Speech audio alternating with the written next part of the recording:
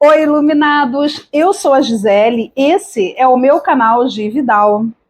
Gatos e gatas garotas, e em sequência aos nossos vídeos sobre deuses mitológicos e arquétipos, hoje vamos conversar sobre mitologia egípcia, com ênfase no deus Osíris. Osíris é descendente direto do deus da criação, ou seja, Ra. O deus Osíris é o filho mais velho dos deuses Geb e Nut, filhos de Ra. Para os egípcios, Osíris reinou sobre a terra como o primeiro faraó do Egito. O local de culto religioso mais importante do Egito foi a cidade de Heliópolis, que fica a 10 quilômetros a noroeste da atual cidade do Cairo. O nome Heliópolis significa cidade do sol, em razão da junção de Hélios, que significa sol, e Polis, que significa cidade. A principal divindade adorada nesta cidade era o deus Ra, o deus do sol. De acordo com a mitologia criada em torno dos deuses egípcios pelos sacerdotes de Heliópolis, no Egito, Ra surgiu de Nu, o caos, a escuridão e o silêncio.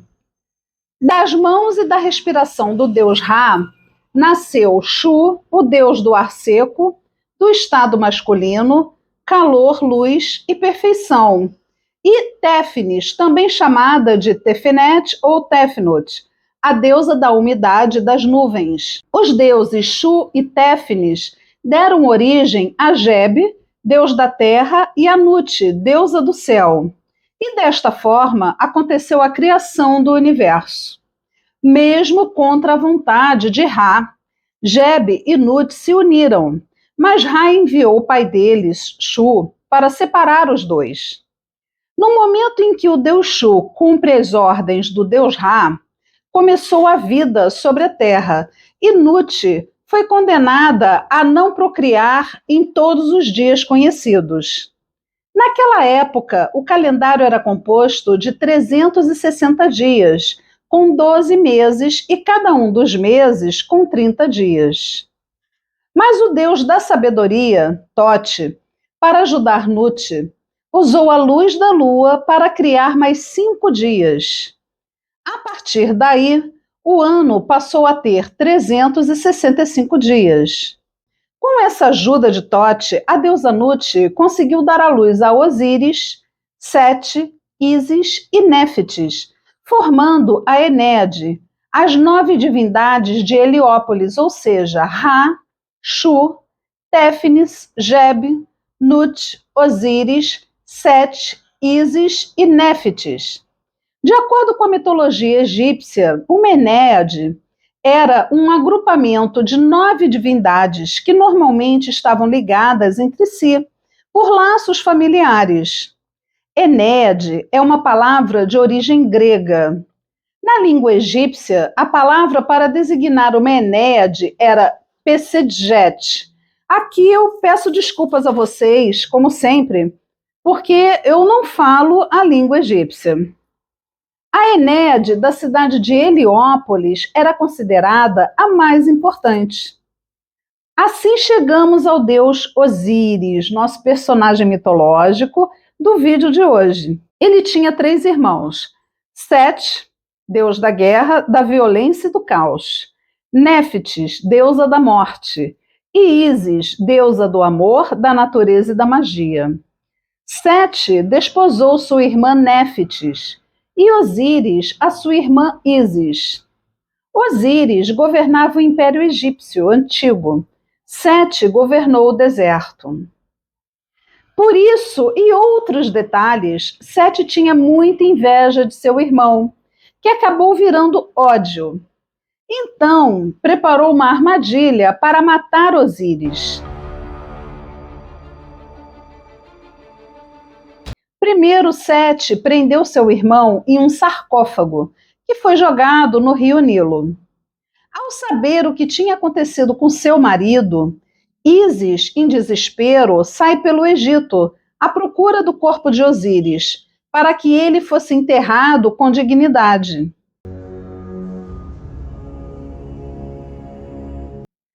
Para que Ísis não encontrasse o corpo de Osíris, Sete dividiu o irmão em 14 pedaços, que espalhou pelo Egito.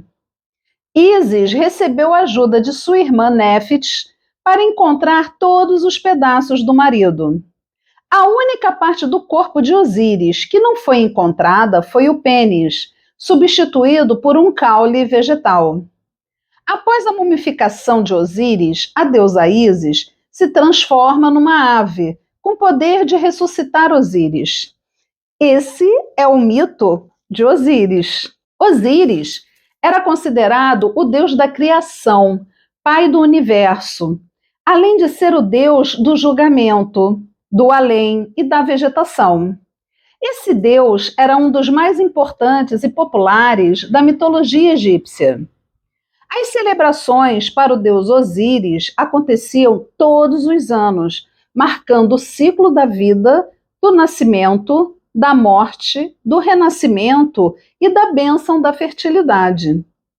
Osíris também era chamado de Uzir ou Ausar e rei da ressurreição, porque estava relacionado com a vida no além, com a atribuição de julgar os mortos e com a própria ressuscitação. Esse Deus pesava o coração de cada um dos mortos em sua balança. Essa cerimônia de pesagem dos corações tinha o nome de psicostasia. A palavra psicostasia é formada por psico, que imprime a ideia de espírito ou atividade mental, e estase, que é diferente de êxtase. Estase significa incapacidade de agir, estado de impotência.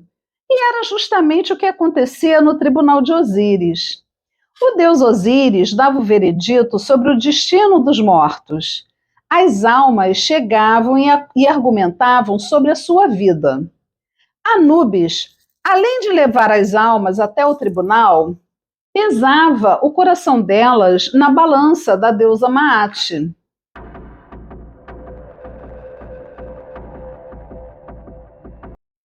Nessa balança ficava em uma das bandejas uma pena de avestruz e na outra o coração da alma que estava sendo julgada.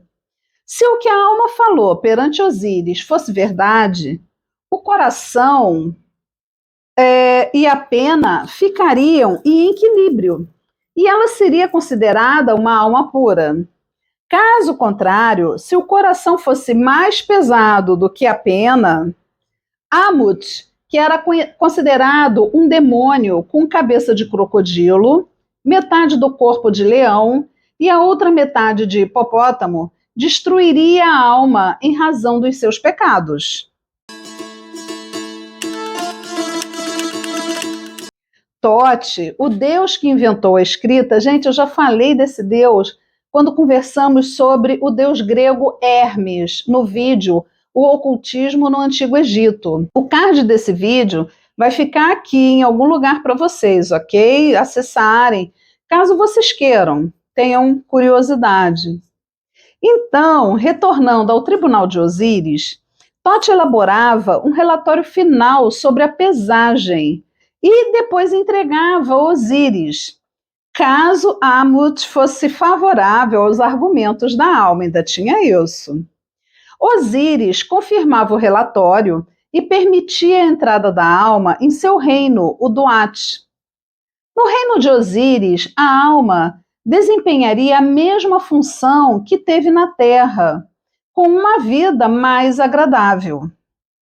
O deus Osíris também era cultuado como deus da agricultura, porque os egípcios da antiguidade, eles entendiam que o plantio estava ligado à morte e ao renascimento da vida. Assim, enquanto arquétipo, Osíris representa o renascimento, a ressurreição, a justiça e a fertilidade. Também é conhecido como aquele que ensinou o povo egípcio a ser civilizado. Como, por exemplo, com o ensino, né, e o povo egípcio aprendeu o domínio da agricultura, das leis e tradições religiosas. Esse arquétipo é excelente para quem deseja mudar o rumo da vida, superar crenças limitantes e atrair oportunidades. Osíris é o arquétipo do rebelde de Carl Jung. É aquele que quebra as regras, afinal de contas, né, gente? Ele ressuscitou do mundo dos mortos após ter o corpo esquartejado pelo irmão e ainda deu vida a outro deus, o deus Horus, mesmo sem o seu falo, com um caule no lugar. Ou seja, a castração que Osíris sofreu indica aí, enquanto arquétipo, uma pessoa que chega às suas próprias conclusões e enxerga os valores do mundo de uma forma diferente da maioria das outras pessoas. Quem usa esse arquétipo passa a ser autêntico, como também rebelde, por não ter medo de dizer não para as outras pessoas e por não aceitar obedecer a ordens de terceiros. Assim, iluminados, se vocês decidirem usar esse arquétipo, digamos assim, estarão livres, né, das armadilhas do ego em dar importância às opiniões alheias, o que nos limita enormemente. Estamos quase no final deste vídeo e eu quero dizer para vocês que o arquétipo de Osíris ajuda a lidarmos com nossos traumas e eventos do passado. E dessa forma, vemos os problemas atuais sob uma perspectiva diferente. É um arquétipo que nos auxilia a encarar os problemas de frente, a nos perdoar e perdoar outras pessoas com relação ao que elas possam ter feito. Mas não é o perdão de dar a outra face, a piedade, não é isso.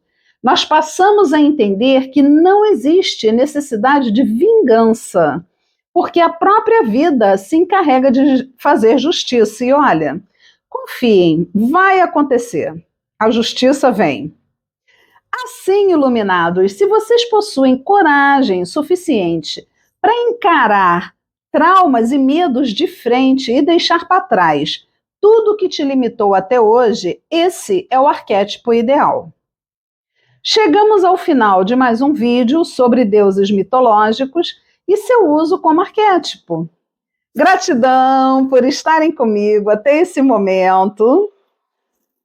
Eu aguardo vocês amanhã aqui no canal G Vidal para conversarmos sobre o arquétipo do Arcano Maior 7, o carro.